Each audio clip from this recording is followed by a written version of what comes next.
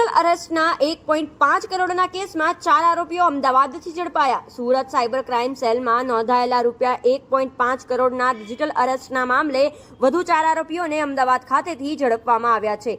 પોલીસે અગાઉ પકડેલા 2 આરોપીઓની પૂછપરછમાં નવા નામ ખુલ્યા હતા. પકડાયેલા આરોપીઓમાં નરેશ ચૌહાણ, સંજય સોલંકી, અબ્દુલ રહેમાન શેખ અને હર્ષ પરમારનો સમાવેશ થાય છે. આ ટોળકીના લોકો ફરિયાદીને વોટ્સએપ કોલ કરીને વિદેશી પાર્સલમાં ગેરકાયદેસર સામગ્રી હોવાનો ભય બતાવી રૂપિયા પડાવ્યા હતા. ત્યારબાદ કોલ કટ કરી ગુમ થઈ ગયા હતા. આ મામલે વધુ તપાસ હાથ ધરાઈ છે. Police commissioner sir, Surat city દ્વારા સાયબર ક્રાઇમ સેલને આપવામાં આવેલી સૂચના અંતર્ગત જેઓની સાથે ડિજિટલ અરેસ્ટ થયું હોય એવા સુરત શહેરના નાગરિકોની ફરિયાદ સાયબર ક્રાઇમ સેલમાં નોંધીને જરૂરી કાર્યવાહી કરવામાં આવે છે. તે અંતર્ગત પાછલા દિવસોમાં સુરત શહેરના એક નિવાસી સાથે રિટાયર્ડ જે સિનિયર સિટીઝન પર્સન છે એમની સાથે 1.5 કરોડ રૂપિયા જેટલી માતબર રકમનો સાયબર ક્રાઇમ ફ્રોડ થયેલો હતો, જેમાં તેમનું ડિજિટલ અરેસ્ટ સાયબર ક્રિમિનલ્સ દ્વારા કરવામાં આવ્યું હતું. અને એમને પૈસા બચાવવાના બહાને કે આરબીઆઈમાંથી બોલીએ છે અને પોલીસ બનીને અલગ અલગ રીતે કોલ કરીને એમના વેરિફિકેશન માટે મલ્ટિપલ ટ્રાન્ઝેક્શન્સ કરાવીને 1.5 કરોડ જેટલી રકમ આરબીઆઈના સેફ એકાઉન્ટમાં સેફટી માટે રાખવામાં આવશે અને પછી પરત કરવામાં આવશે એવો ઝાંસો આપીને તેમનું સાથે સાયબર ક્રાઇમ કરવામાં આવેલું હતું. ડિજિટલ અરેસ્ટ એમનું લાંબા સમય માટે રાખવામાં આવેલા હતા.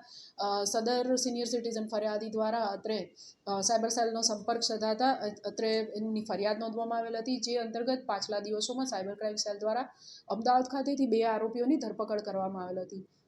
સદર કેસમાં વધુ કાર્યવાહી કરતા સાયબર ક્રાઇમ સેલ દ્વારા બનાસકાંઠા ખાતેથી આજરોજ 4 વધુ આરોપીઓની ધરપકડ કરવામાં આવેલ છે, જેઓએ પોતાના એકાઉન્ટ વગેરે આ સાયબર ક્રાઇમ માટે ભાડે કમિશન લઈને ભાડે આપેલ હતા.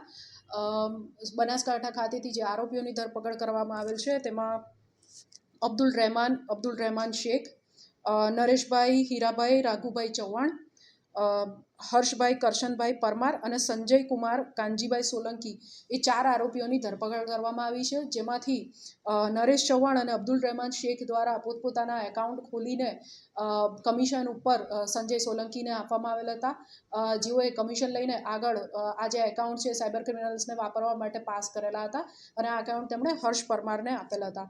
આ આરોપીઓની હાલ ધરપકડ કરવામાં આવેલ છે અને વધુ તપાસ એમના રિમાન્ડ પણ મેળવવામાં આવેલ છે.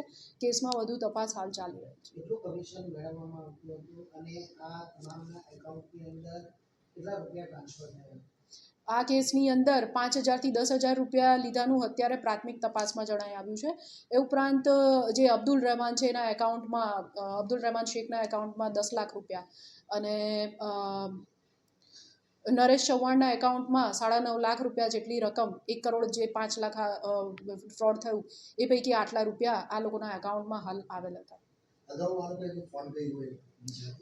ના, હાલ જેટલી તપાસ થઈ છે એ પ્રમાણે હાલ એમને પર પહેલો ગુનો નોંધાયો છે.